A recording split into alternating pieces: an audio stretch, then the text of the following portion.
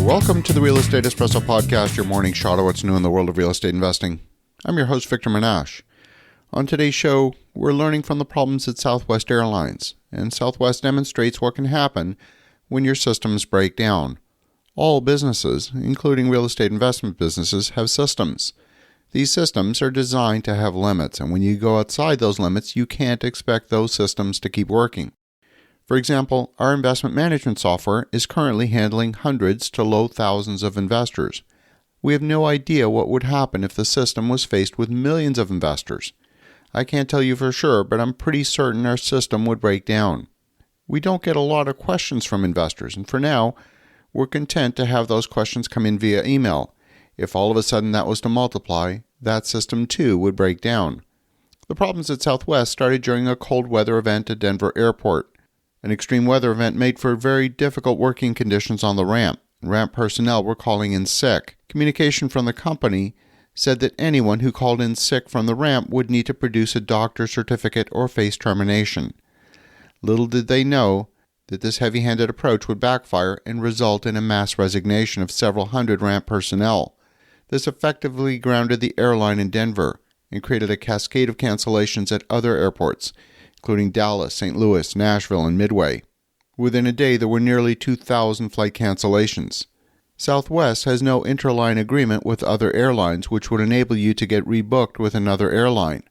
The airline did not have the capacity to handle the number of hotel booking requests from passengers or even their own flight crews, and if flight crews didn't get their duty rest, they would not be legal to fly. SkySolver is Southwest Airlines' crew scheduling software that's been in use since the early 1990s.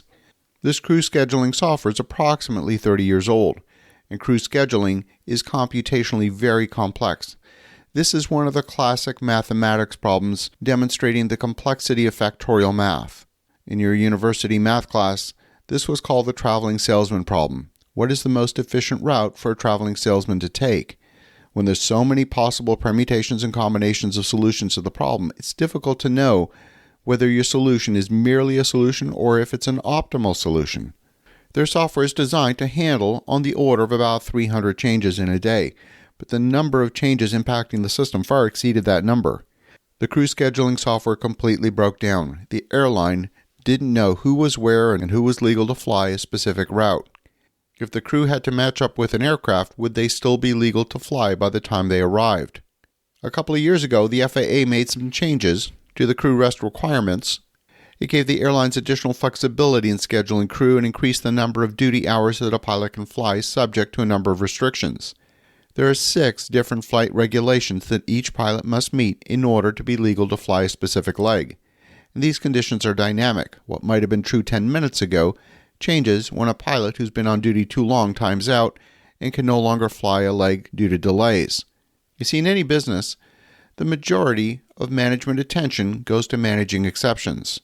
When everything is progressing normally in a business, even a well-run business, things look easy. And when exceptions occur, most businesses have systems for managing exceptions, and so did Southwest Airlines. But when you have exceptions of exceptions of exceptions, things break down quickly. The rules are so complex that even a small army of volunteers performing the crew scheduling could not cope. The math problem is large, even if you throw optimization out the window. I have another example. Back when I was a teenager, I was responsible for organizing the Canada Day festivities for the city of Halifax, Nova Scotia. We brought in the pyrotechnics crew from Expo in Montreal. They thought it would be a good idea to launch the fireworks from George's Island in the middle of Halifax Harbor. Now, this is a small island with a lighthouse on it, a beach, and lots of tall grass. We hired a fisherman to ferry 3 tons of explosives over the course of several days out to the island. All of the fireworks were arranged in sand pits on the beach. And when the fireworks started, within a few minutes of the start of the fireworks display, there were a few misfires on the ground. The 5 fire extinguishers were quickly exhausted in only a couple of minutes. After that, the pyrotechnics crew needed to split their efforts in 2. Half of the crew setting off the fireworks, and the other half of the crew stamping out the grass fires on the island with their feet. This fireworks display that was supposed to take 20 minutes ended up taking nearly an hour. We had a very similar breakdown to Southwest Airlines. The next year, we hired the fire department to set off the fireworks, and they did a great job. They launched the fireworks from steel barrels. There were no fires, and even the occasional misfire on the ground was well contained. In the case of Southwest Airlines, when 2/3 of the flights got canceled in a single day, the number of exceptions far outnumbered the normal success cases. Were there signs that Southwest was vulnerable to this type of event? Yes, there were. There were at least 2 instances in the past couple of years where similar breakdowns occurred. The scope and impact was more contained, but the signs were there. Those incidents should have served as a stress test, as an impetus to modernize their systems and to do so urgently. So the question for you is, what systems are breaking down in your business, and what are you doing about it? As you think about that, have an awesome rest of your day. Go make some great things happen. We'll talk to you again tomorrow.